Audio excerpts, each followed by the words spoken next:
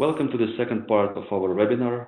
I want to remind you that during the first part, we were talking about what is digital transformation or digitization and why should we care. And now we will talk about where to start and what are the steps that will help us to approach the best possible quality in your particular environment. So let's start with where to start. First of all, you should analyze the existing process. I mean, like testing, development, requirements analysis, project management, and product management process. You should understand what are the approaches, what are the tools you use, what are the people who do the exact work, etc. The second step is you need to benchmark this process against industry standard and what is more important against the common sense. So you must understand whether this or that approach really works. Is it really valuable? Is it efficient enough? So you need to prioritize all the stuff you do in order to understand what is applicable and makes sense and what doesn't. Another very valuable point is you need to create a detailed plan on how to move from the current state as is to some desirable state where you want to be when the transformation is finished, or one stage of the first or second or some particular stage of this transformation is finished. Also, the expectations should be synchronized, like all the project stakeholders and ideally all project team members should understand what is your to-be state and what are the exact steps that you've created to move from as is to be. Speaking about the new projects, there is a really cool exercise called experience design, and I think that it is a must. The experience design is aimed to create what they call a journey map. So they identify the personas who will use your product, they identify how it will be used, and they identify the exact journey that those personas will take towards the real life usage of your application. And the main goal of all this I'm talking about right now is to avoid surprises. So it's the main idea of and the best possible option we can do in the environment of continuous disruption and changes. Just avoid surprises. So the first step we can use in order to improve the level of quality or establish the quality during digital transformation is use risk-based approach. So I personally like it very much. And the first step here is you need to identify risks and gaps. So gaps are those showstoppers that make your life miserable and really challengeable right now, and those should be removed as soon as possible. And risks are those that might occur or not. So for those identified items, you should first of all you should prioritize them. So define the level of probability and impact if this risk occurs. It can be done not in really formal way. So if you do not have enough time, you can do this just on a sheet of paper, or I don't know. So whatever tool and the way is suitable for you and works for you may be used here, but you should think of those risks. You should always think and try to identify as much as possible of those, especially gaps.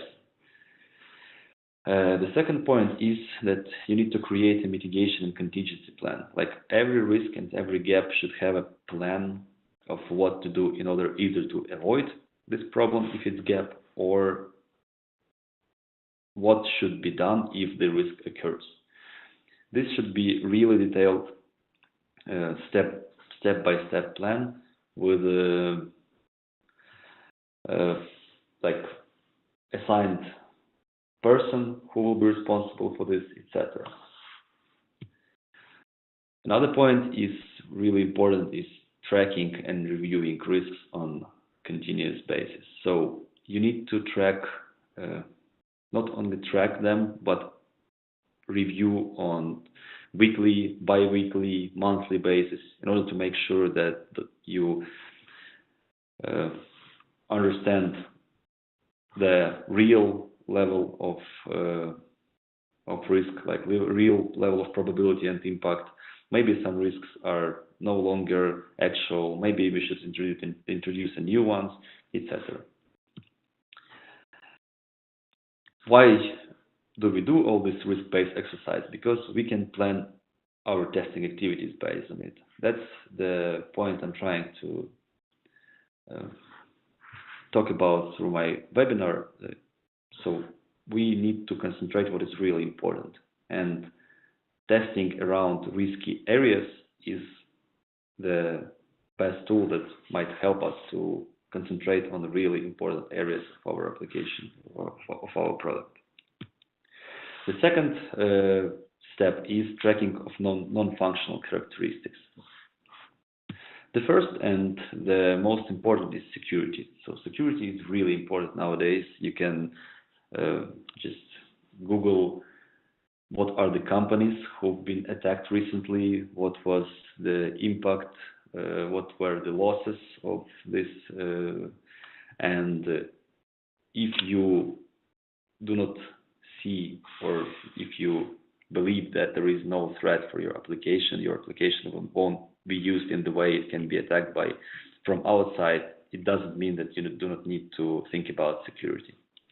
The second very important point is performance. So nobody thinks about performance till the very end, and sometimes it happens then you need to refactor the whole application, or in one of cases I saw that the whole architecture should have been rebuilt because the performance problem identified in the very end caused real problem, and this performance couldn't be improved without dramatic changes to application.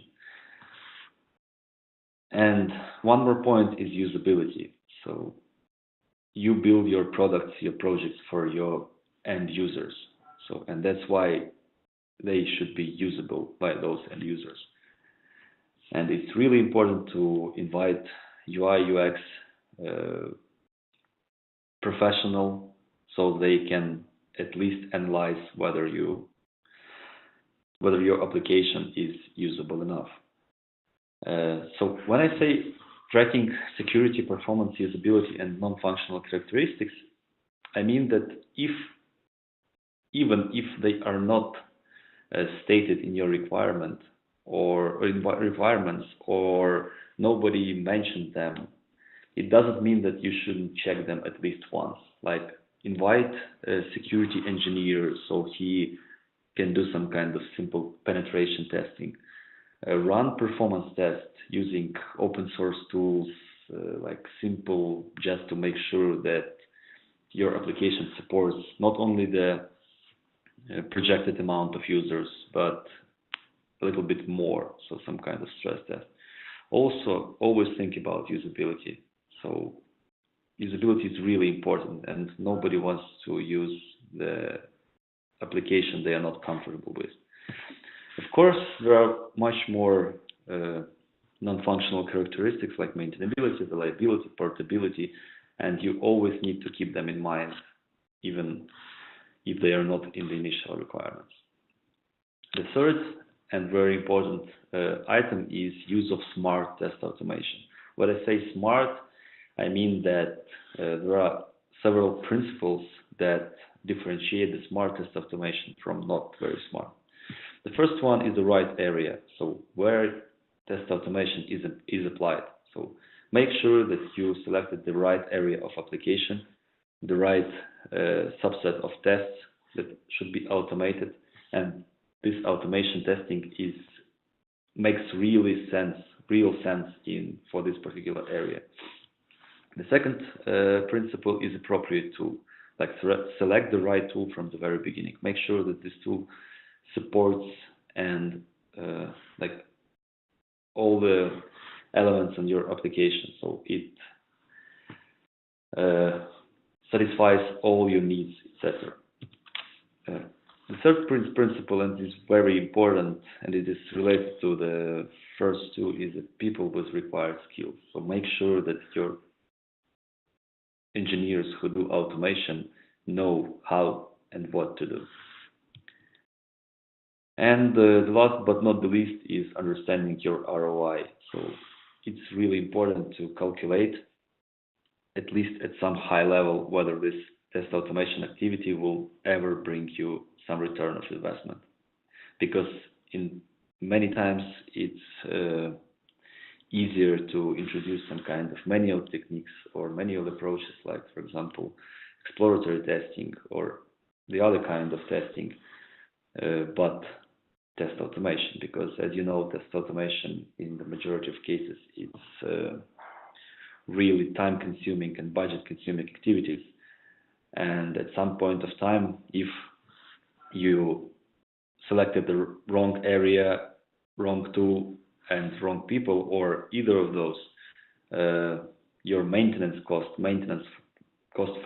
maintenance of test automation scripts may be higher than the cost of the actual development of new tests.